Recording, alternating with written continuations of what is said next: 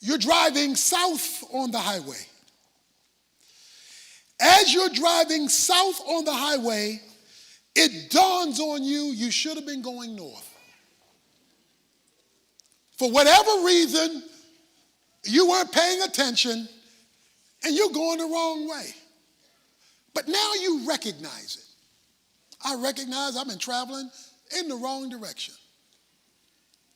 You not only recognize you're going south when you ought to be going north, you all messed up over it. You're sad about it because this is taking you way out of your way, and you're miles away from where you were going, and you may be lost or whatever. So you recognize it, and now you're really feeling bad now that you recognize it. In fact, you keep talking to yourself. Boy, you're going the wrong way. Boy, you don't know what you're doing. Boy, you know you shouldn't be going this way.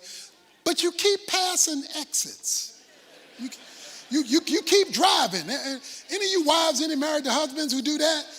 And please don't say nothing because they don't want to hear that. So they're going the wrong way. We got to get off. Talk about, I know where I'm going. You know, I promise.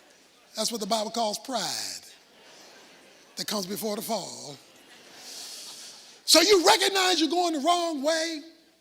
You're sad that you're going the wrong way.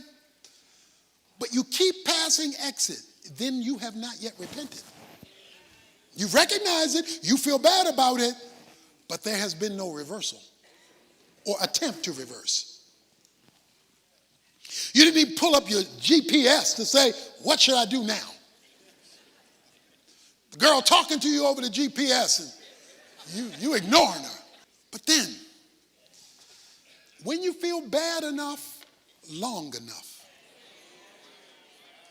when you keep on driving, you find out it's nice stuff I see along the way, but I'm not getting anywhere to where I'm trying to go. And you feel bad enough, long enough, it dawns on you, I better do something different. So you see an exit coming up 1/2 mile. You move over to your right lane. And you exit off of Confession off-ramp. I agree that I've been going the wrong way. I confess south is not the right way, so I'm getting off. Now, you haven't solved the problem yet, but you've acted. It may not be big fruit, but it's some fruit. And you've acted, and you've pulled off on Confession off-ramp.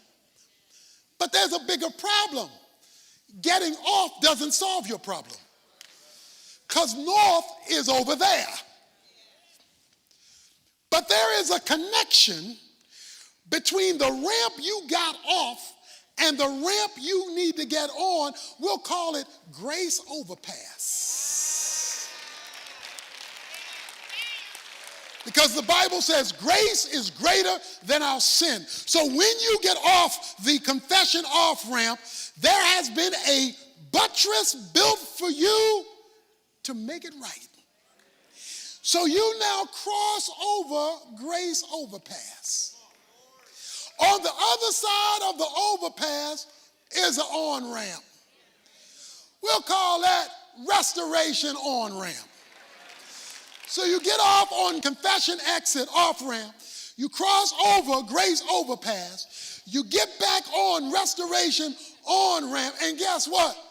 You're headed in the right direction. Now, depending on how long you've been going wrong, it may take you a minute to get back fully on the right road. But I got some good news for you. If you've ever been on a long trip and gone on a long journey and now it's time to come home, have you ever noticed it seems to take less time to get home than it did going there? Now, wait a minute. It's the same amount of miles if you're taking the same route. It may be the same amount of distance because you're taking the same route, but it feels different.